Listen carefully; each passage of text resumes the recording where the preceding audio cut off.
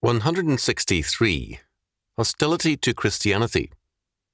Chalcedon Report number 155, July 1978.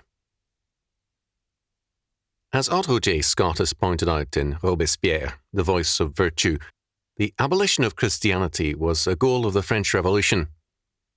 With the Russian Revolution, it was again a major objective.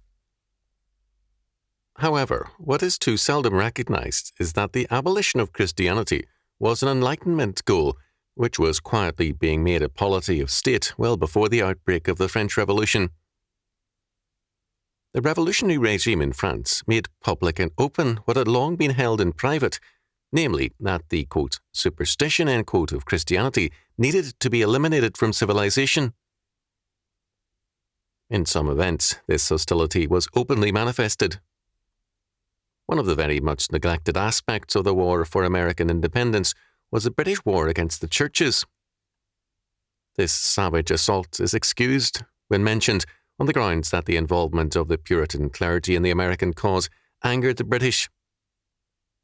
True, the British resented the stand of the clergy, but, even more, they were represented by officers and men who represented the European spirit of contempt for Christianity.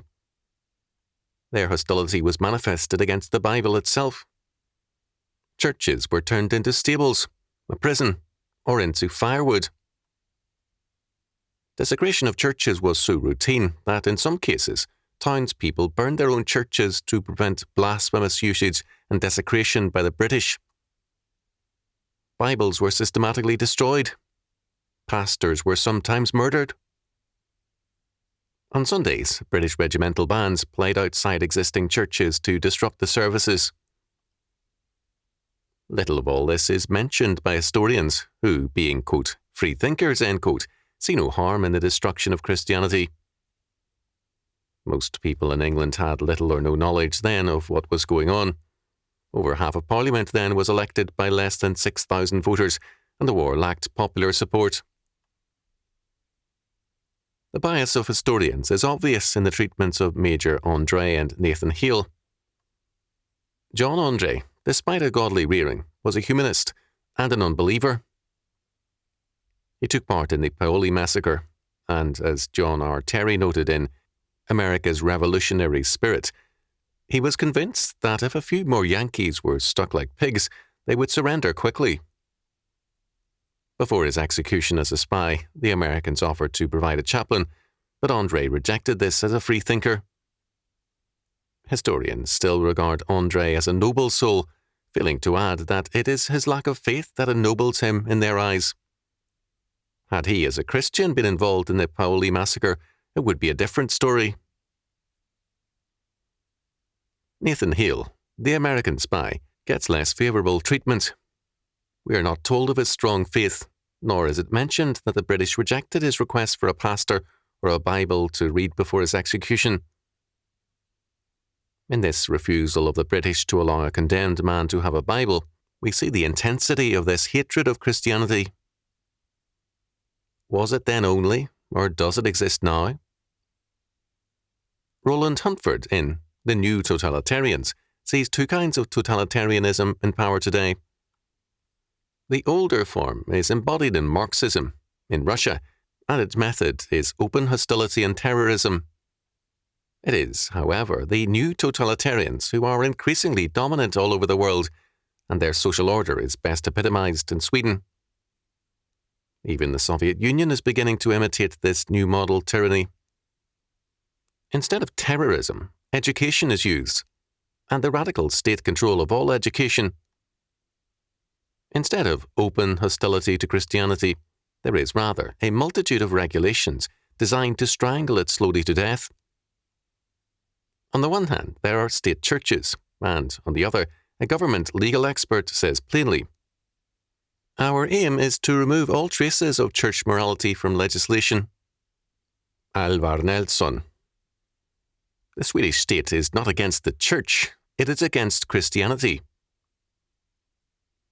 In the rest of the world, the same process is underway in varying degrees. One nation after another would profess shock if charged with being anti-Christian, but one after another stripping its laws of all traces of biblical law, and also introducing a multitude of rules, regulations, and licenses designed to make the Christian community, church and school, a puppet and a pawn of the state. Crudities such as burning churches and Bibles are part of a less enlightened era or a more backward part of humanity. The enlightened anti-Christians profess to believe in religious liberty. Their self-professed noble concern is to prevent irregularities and to establish, quote, reasonable, end quote, rules and boundaries for Christian functions. This strategy of the new totalitarians is a very shrewd one. It enables them to wage total war against Christianity in the name of peace, friendship, and legal concern. It enables them to declare the supposed lordship of Caesar over Christ in the name of legal order and common sense. The argument carries weight, except with those who know Christ as Lord. Because Jesus Christ is Lord, his sovereignty cannot be infringed nor usurped by any man or institution. He alone is Lord over all things, and church, state, school, family, vocations, the arts and the sciences, and all things else, are under his dominion and subject to his law word. God's warning from old still stands. Be wise now therefore, O ye kings, be instructed, ye judges of the earth. Serve the Lord with fear, and rejoice with trembling. Kiss the Son, lest he be angry, and ye perish from the way, when his wrath is kindled but a little. Blessed are all they that put their trust in him.